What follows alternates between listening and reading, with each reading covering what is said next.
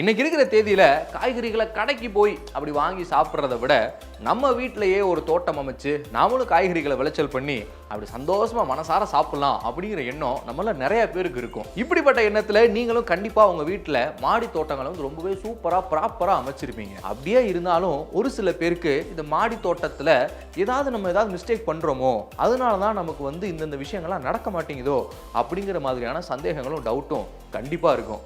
என்ன நான் சொல்றது, இப்படிப்பட்ட சந்தேகங்கள் இருந்துச்சுன்னா கண்டிப்பா நீங்க நான் சொல்லக்கூடிய விஷயங்கள்லாம், அதாவது அடுத்ததா நான் வீடியோல சொல்லக்கூடிய விஷயங்கள்லாம் பண்றீங்களா அப்படிங்கறத என்ஷூர் பண்ணிக்கங்க. அப்படி என்ஷூர் பண்ணீங்கன்னா நீங்க மாடி தோட்டம் பண்ணும்போது இந்த மாதிரி விஷயங்கள்லாம் பண்ணக்கூடாது அப்படிங்கறதுமே தெரிஞ்சுக்கோங்க. சரி, வாங்க வீடியோக்குள்ள போலாம்.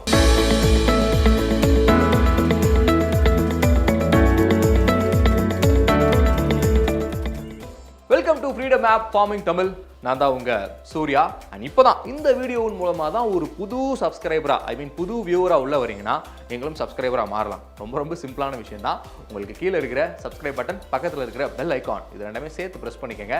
அப்போதான் நாங்கள் கொடுக்கக்கூடிய வீடியோஸ் எல்லாமே நீங்கள் மிஸ் பண்ணாமல் பார்க்க முடியும். ஓகே, ஏன்னா இப்போ மாடி தோட்டம் அமைக்கும் போதே நம்மளுடைய எண்ண ஓட்டத்தில் ஒரு விஷயமானது அப்படியே ஆட்டோமேட்டிக்காக வந்துடும். மாடி தோட்டம் அமைக்கிறதுக்கு வெயில் ரொம்ப அடிக்குமே, எப்படி வெயிலில் வந்து காய்கறிகள்லாம் நல்லா உற்பத்தி ஆகுமா, அதனால சூப்பராக ஒரு செட்டை ஒன்று போட்டு விட்டுருவோம் அப்படின்னு சொல்லி எண்ண ஓட்டத்தில் இருக்கும்.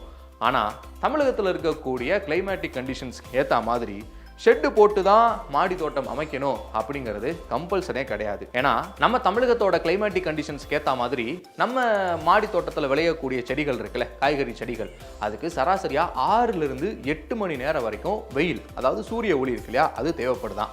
சரி, நான் செட்டு போட்டு தான்ப்பா வச்சிருக்கிறேன், ஆனால் இருந்தாலும் என்னோட தோட்டத்தில் கொஞ்சம் காய்கறிகள்லாம் வளருதே அப்படிங்கிற மாதிரியான எண்ணங்களும் உங்களுக்குள்ள இருக்கும். இப்போ நீங்கள் ஷெட்டு போட்டு உங்கள் வீட்டில் மாடி தோட்டம் அமைக்கிறதுக்கும் ஷெட் இல்லாமல் மாடி தோட்டம் வச்சு அதன் மூலமாக காய்கறிகளை உற்பத்தி பண்ணும் போதும் ரெண்டுக்கு இருக்கிற வித்தியாசம் என்னன்னா, இப்போ ஷெட்டே இல்லாத ஒரு இடத்துல விளையக்கூடிய காய்கறிகளையும் ஷெட்டில் விளையக்கூடிய காய்கறிகளையும் நம்ம எடுத்து பார்த்தோம்னா, அதில் ஷெட்டு இல்லாமல் அப்படி சூரிய ஒளியில் அதனுடைய விளைச்சலை கொடுத்துருக்கும் இல்லையா, அந்த காய்கறிகளில் சத்து அதிகமாகவே இருக்குமாமா.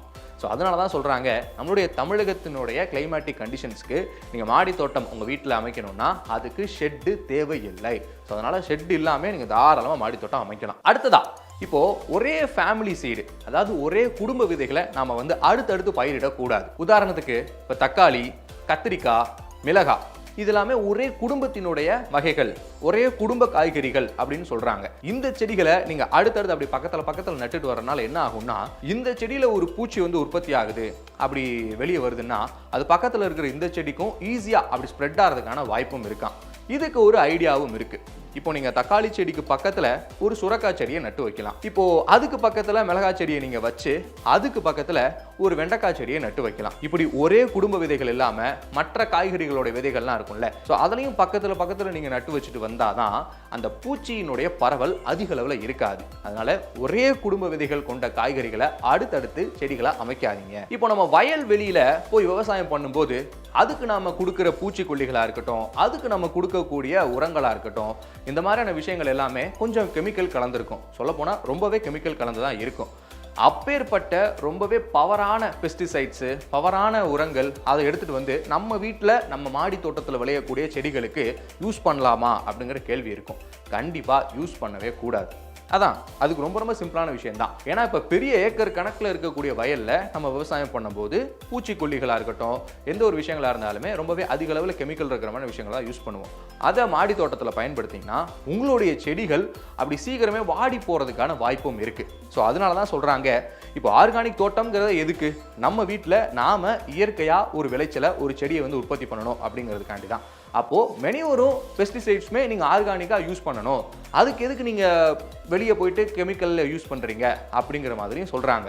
ஸோ அதனால் வீட்டில் விளையக்கூடிய மாடி தோட்டத்தில் விளையக்கூடிய செடிகளுக்கு நீங்கள் ஆர்கானிக்கான பெஸ்டிசைட்ஸ் மட்டும்தான் கொடுக்கணும். ஆர்கானிக் இல்லாத பெஸ்டிசைட்ஸ் நீங்கள் கொடுக்கக்கூடாது. இன்னொரு முக்கியமான விஷயம், இப்போது இந்த மண் பானையில் நம்ம மண் சட்டிகளில் வந்து பார்த்தோம்னா இந்த செடிகளை அமைப்போம். சரி, அது அமைக்கலாமா அப்படிங்கிற ஒரு கேள்வி இருக்கும். அது கண்டிப்பாக அமைக்கக்கூடாது.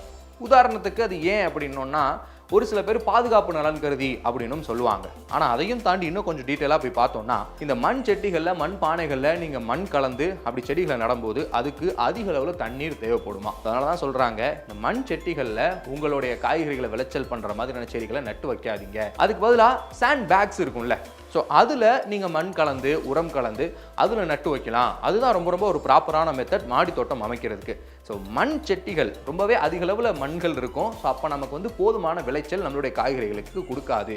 அப்படிங்கிறதுனால தான் மண் செட்டிகளை நீங்கள் உங்களுடைய மாடி தோட்டங்களுக்கு யூஸ் பண்ணாதீங்க அப்படிங்கிறதுமே அறிவுறுத்துறாங்க. இப்போ என்கிட்ட ஒரு பெரிய அளவில் ஒரு சாண்ட் பேக் இருக்குது அப்படின்னா அதில் நான் ஒரு செடி 2 செடி 4-5 செடி கூட நான் நட்டு வச்சிருக்கிறேன் என் வீட்டில் அப்படின்னு நம்ம எல்லாருமே ரொம்பவே சந்தோஷமா நினைப்போம். ஆனால் அப்படி பண்ணக்கூடாதான். உங்களுக்கு என்னதான் 1 அடி அகலம் 1 அடி அங்குலத்தில் 1 அடி நீளத்தில் நீங்கள் பேக் வச்சிருந்தாலும் அதில் 1 இல்லைனா அதிகப்படியாக 2 செடி தான் வைக்கணும் அப்படிங்கிறதுமே சொல்கிறாங்க. ஏன்னா அப்போனா தானே ஒரு செடி வளரும் போது அதனுடைய வளர்ச்சியை அது சுதந்திரமாக தன்னால் அனுபவிக்க முடியும். ஸோ இப்போ அதிகப்படியாக உங்களால் ஒரு 2 செடி வைக்கக்கூடிய அளவுக்கு இடம் இருக்குன்னா 2 செடி மட்டுமே வைங்க. அதை தாண்டி மற்ற செடிகளையும் அந்த பேக்குக்குள்ளே வைக்காதீங்க அப்படிங்கிறதையுமே சொல்கிறாங்க. அதே மாதிரி இந்த மண் யூஸ் பண்ணுறோம் இல்லையா, இப்போ நம்ம அந்த சாண்ட் பேக்கில் இருக்கக்கூடிய மண் இதை வந்து இப்போ உதாரணத்துக்கு இப்போ அதே பேக்கில் நான் தக்காளி செடியை வச்சு அதன் மூலமாக விளைச்சல் அடைஞ்சிட்டேன்.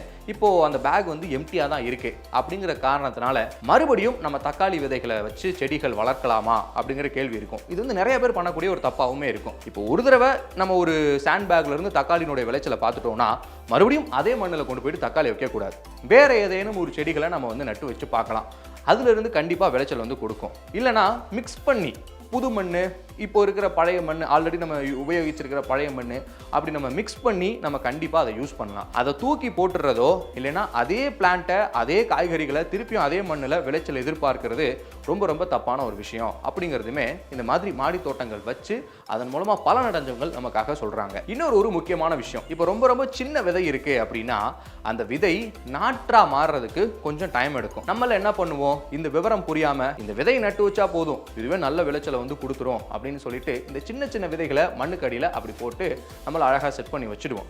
ஆனால் அந்த நாற்றா மாறுறதுக்கும் நம்ம வந்து டைம் கொடுத்துட்டு அந்த நாத்தை தான் தூக்கி நம்ம சாண்ட் பேக்ல வச்சு அதுல இருந்து விளைச்சல் பெற முடியும் அப்படிங்கிறதுமே சொல்றாங்க. அது வரைக்கும் நம்ம எப்படி அதை வந்து பராமரிக்கணும் அப்படிங்கிறதுக்கு ஏற்ற மாதிரி தான் அந்த சீட்ல இருந்து நாற்று வர்ற வரைக்கும் அதை வந்து ஃப்ரீயா விட்டுறணும். ஸோ அப்போவே நீங்கள் தூக்கிட்டு அந்த நம்மளுடைய சாண்ட் பேக்கில் வச்சிங்கன்னா கண்டிப்பாக நீங்கள் எதிர்பார்க்குற காய்கறி அதிலிருந்து விளைச்சலை சீக்கிரமே கொடுக்காது அப்படிங்கிறதுமே சொல்கிறாங்க. ஸோ இந்த ஒரு வீடியோ இப்போ நம்ம பார்த்துட்டு இருந்த இந்த ஒரு வீடியோ இப்போ உங்கள் வீட்டில் மாடி தோட்டம் இருக்குது அதுலேருந்து நான் ரொம்ப ரொம்ப கம்மியான ஒரு விளைச்சல் தான் பார்த்துட்டு இருக்கேன் அப்படின்னா அதுக்கு இப்போ நான் சொன்ன விஷயங்கள் எல்லாமே ஒரு காரணமாக இருக்கும்.